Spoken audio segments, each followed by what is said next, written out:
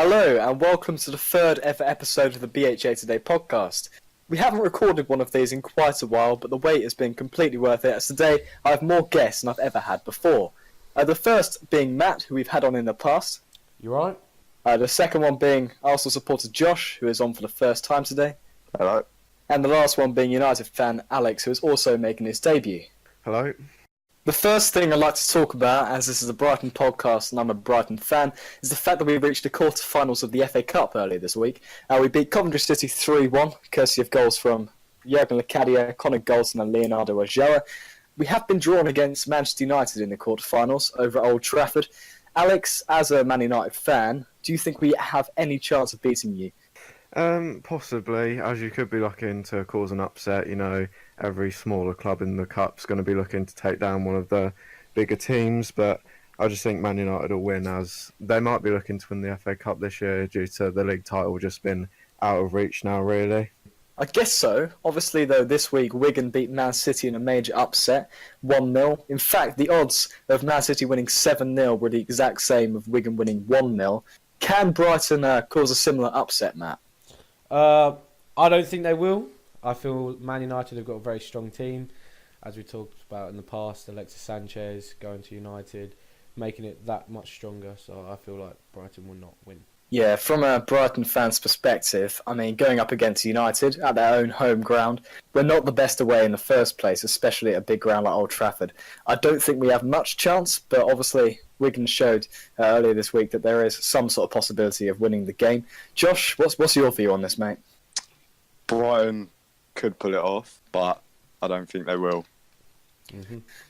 Yeah, quite a few fans I've asked on my Instagram page, they pretty much feel the exact same way as you. They don't think we've got much chance, really, at all, to beat the big side in Man United. I'm feeling a little bit optimistic. I mean, the class between the two sides is quite a divide between them. None of our players would fit into that United side, I would argue. So it's going to be a real challenge, but you never know. We could keep our cup dream alive.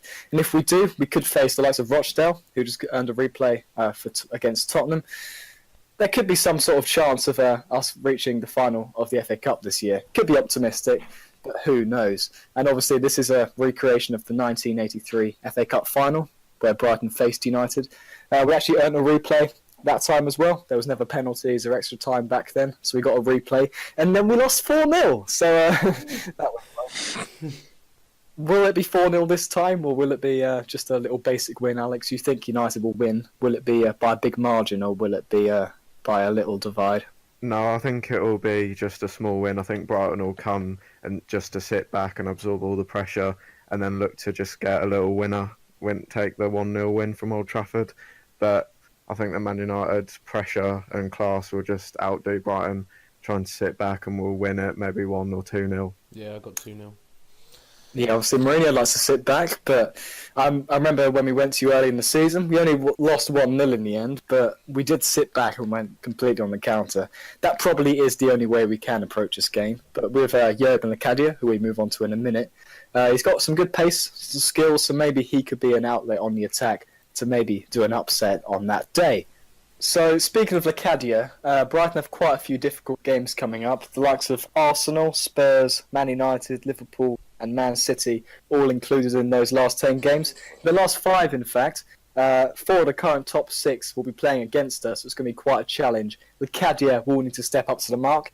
He did quite well against Coventry on Saturday, scoring the opening goal in the 15th minute. A decent finish as well from Knockout's cross. He also created quite a few chances. He looked quite lively up front. Josh, what do you think of the signing of Locadia for Brighton? He was a very good signing for Brighton, and he was very promising at PSV, showed some good signs. He good value as well. The only thing that I disagree with is that I feel like Brighton have put a lot amount of pressure on Locadia to get them the goals to help them to stay up. But the thing with Brighton that I've noticed this season, they've gone out and spent £56 million on main starting players in the Premier League, and I don't feel any of that money's been wasted. Izquierdo, £14 million, and Pascal Gross for £3 million. So that's £17 million on two players that have got Brighton just under 41% of their Premier League goals this season, which is huge for a team just coming into the Premier League. I think Brighton's business, they've done very well, and Locadia could start proving himself very quickly. Yeah, Locadia, quite a lot of money for him as well, upwards of £16 million. But as you say, we haven't wasted any money so far this year. All of our additions have made quite a big influence on our side. Locadia at PSV did quite well this season so far, or when he was in PSV in the Eredivisie anyway, scoring 9 goals, assisting 6 in the 15 games he played. He got injured in December. He's just come back from that now, but he's not really showing any sign of slowing down of his goal-scoring record. Alex, let's get another point of view. What do you think about Locadia? Will he be a success at Brighton in the Premier League? Yeah, as you said, 9 goals in 15 in the Eredivisie. It's quite good before his injury, but you know, it's the Eredivisie. The Premier League's a completely different league with a lot higher standards. Every game's a hard game. You know, you can be playing teams in the relegation zone and you can lose because they're trying so hard, and anything can happen. So I think he's a very good value for money signing and the type of standard that Brighton should be going for. So, and he's a different player. He's not a target man like you've got with Murray and Hamed up front. Yeah. He's got a bit more pace and skill, so he should be able to make the difference for Brighton. It's just how quick and how many he will score, and if that will be enough to keep them up. Yep. Yeah, obviously PSV played quite a few big sides in the Champions League, and he scored quite a few against them. But he has got quite a lot of big oppositions to go up against. So Arsenal, Spurs, United, Liverpool, City, as I mentioned, United in the Cup as well. It's going to be a bit of a challenge. Matt, do you reckon he can score against the big sides, or do you think he'll only really score against the small minnows in the Premier Division? It's difficult to predict currently at the moment, as he's only played one game in the one game for Brighton, and it was a lower league side, so it's hard for me to choose, but I reckon he can if he gets the right balls through. Yeah, I think he can. Yeah, he really does need to make a big influence. For me, Tom Hammond and Glenn Murray against these sort of oppositions won't do anything. I don't think they'll really scratch the surface. I mean, Murray scoring a couple of goals against West Ham, Izquierdo scoring against Stoke and West Ham. I think Izquierdo, maybe there's an argument for him. He's good enough to play against his size. Maybe Pascal Gross in the attack. But apart from them, not many players in our attack who can really go up against these big sides. Maybe Knockhart as well on the right-hand side, but he hasn't really been starting many games recently.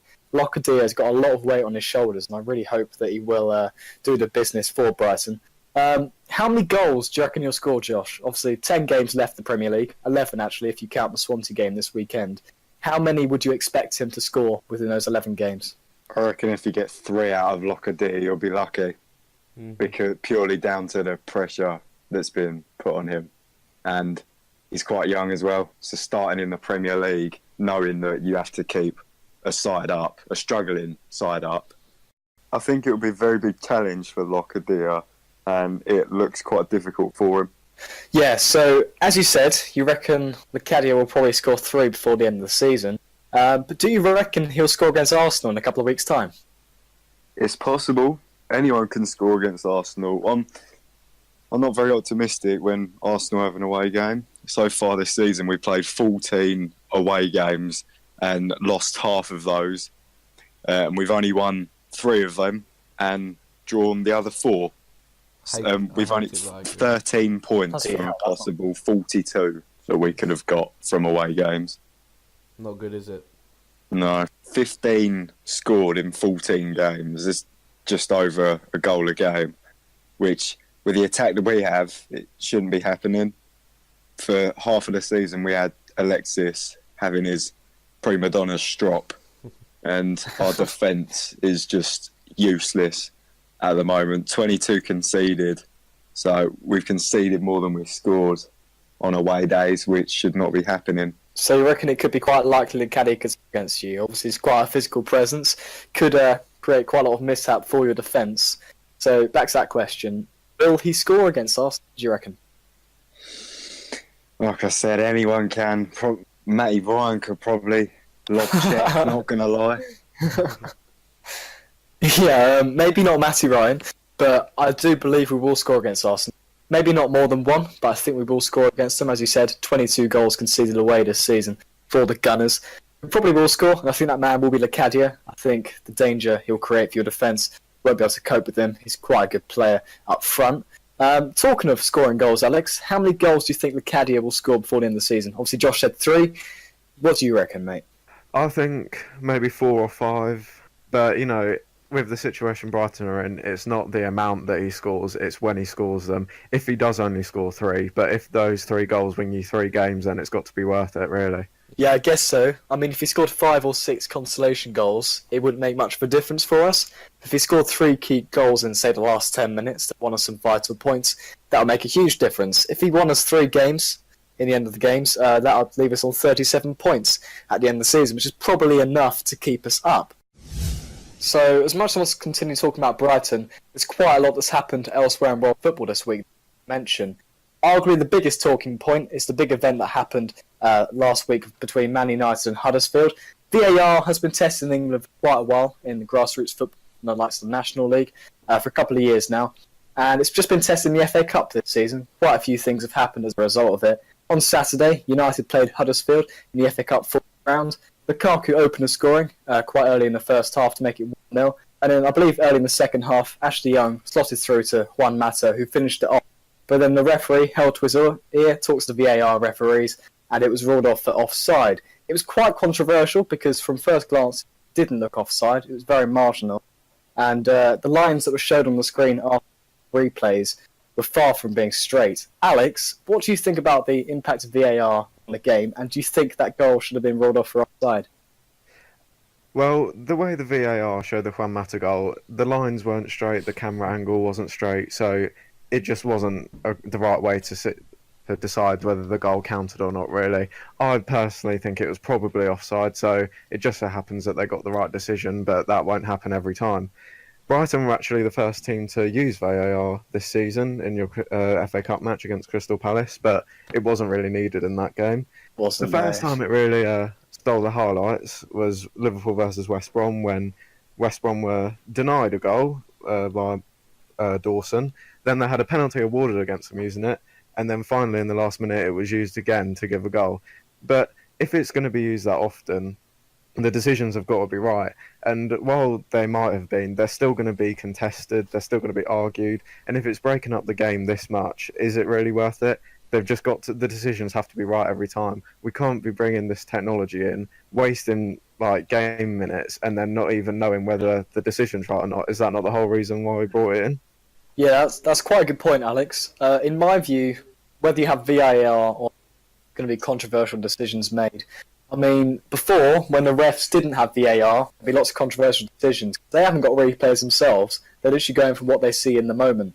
Obviously, I think that VAR should only be used, though, when sort of a clear-cut decision's been made. Like on Saturday with Man United Huddersfield, when you had the Mata decision, I don't think it should have been used there. I think it should have been given as a goal, or wherever the linesman first thought. The linesman kept his flag down. I think it should have stayed. But if it's sort of quite clear offside and they make a complete wrong decision, the fans getting wound up by it, then I think you should bring in VAR.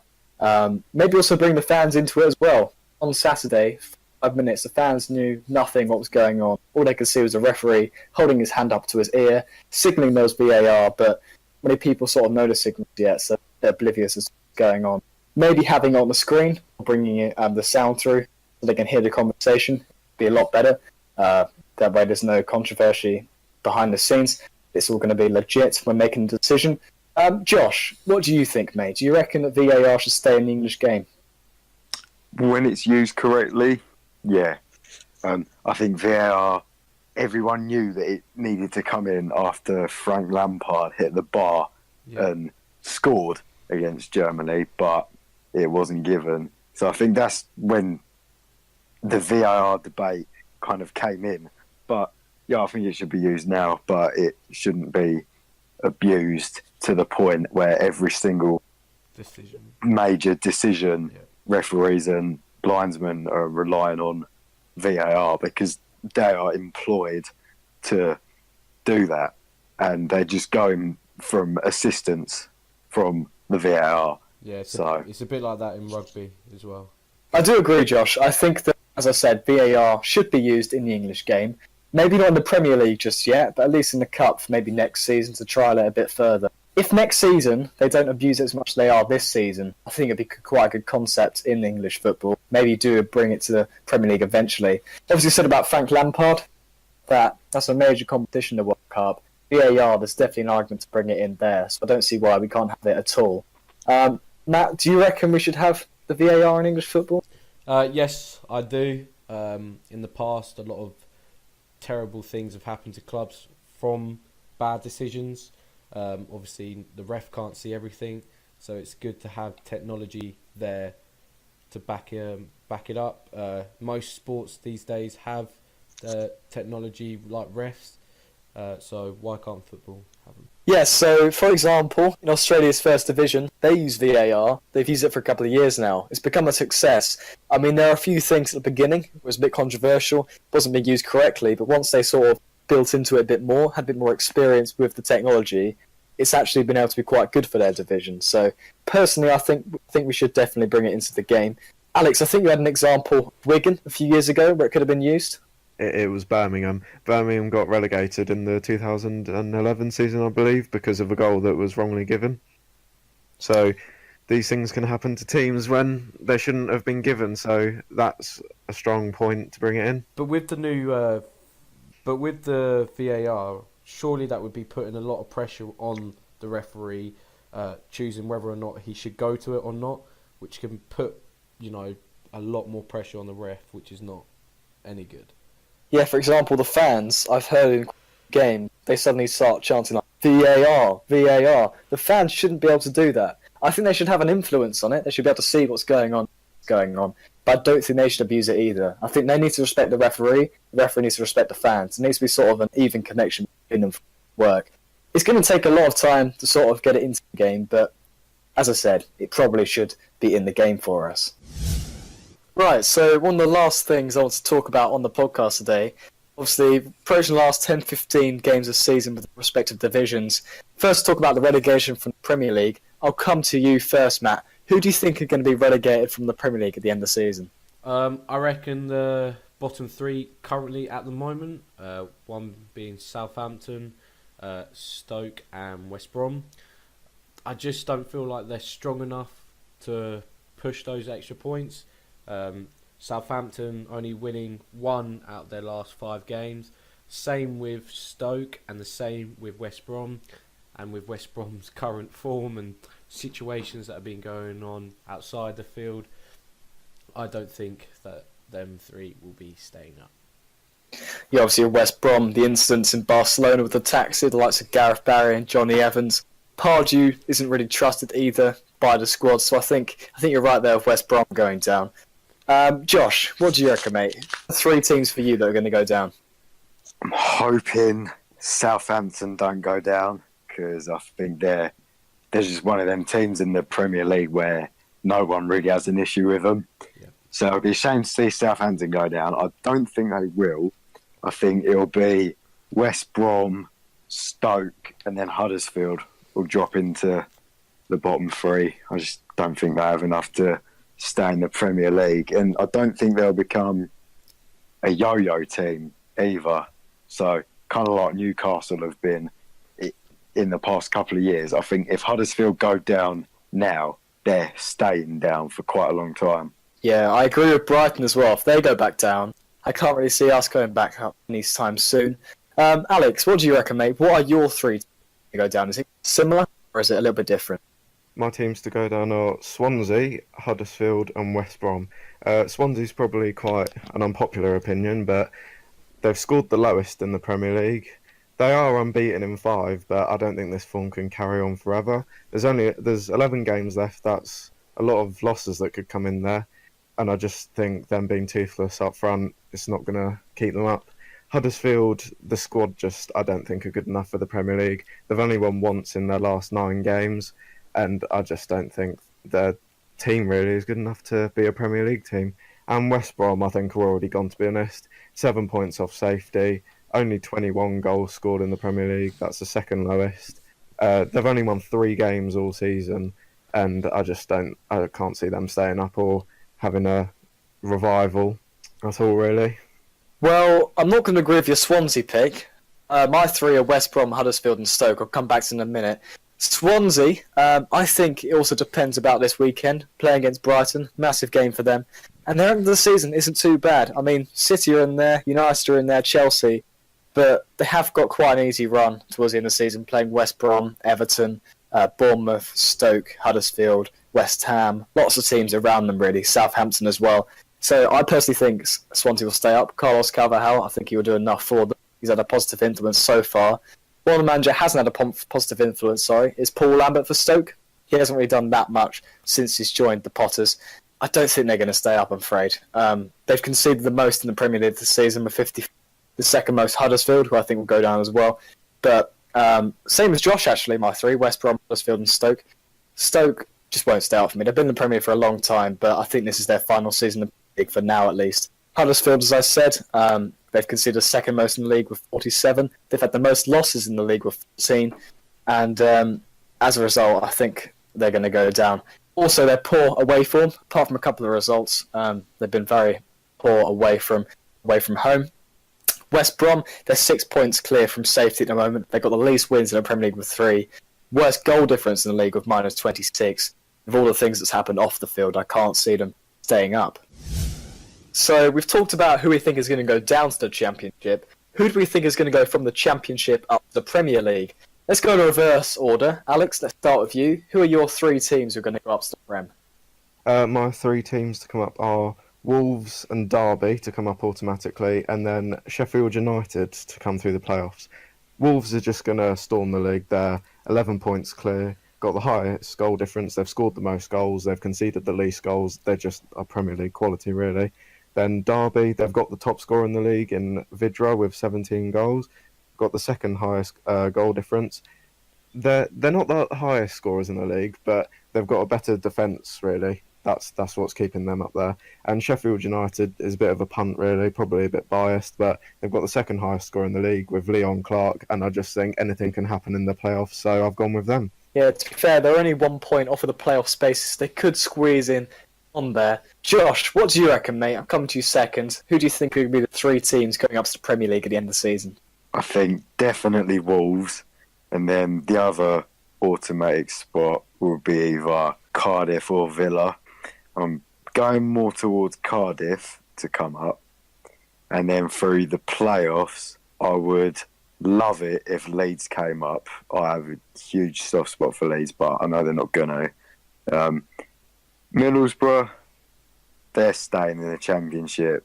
My girlfriend's dad is a huge Borough fan, so as long as they stay down, they'll be quite quiet. But I think Fulham will come up through. I think Fulham will come up through the playoffs. Yeah, they're a decent side, Fulham, scoring the most goals in the league, 50. Coming to you, Matt. Are your 3 teams similar? Are they a little bit different? Obviously, I think Wolves will go up. Champions, Cardiff City, I can see going up. I can't see Villa going up. I don't think they're strong enough.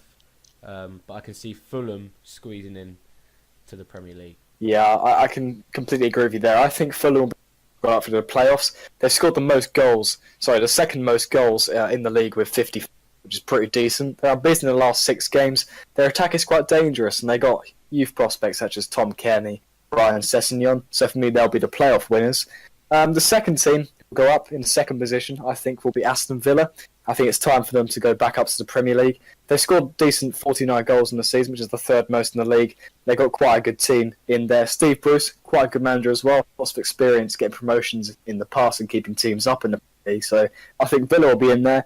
And obviously Wolves at the top, 11 points clear. Best goal difference in the league with 33. Most goals with 57 and the least losses with me. Those are the 3 that are going to go up. I don't know if you guys agree with me, but that is my conclusion on the matter. So after an interesting discussion of the teams that are going to go down, the teams that are going to go up, last thing we can talk about is a Super Sunday, as I like to call it. First game being Man United versus Chelsea.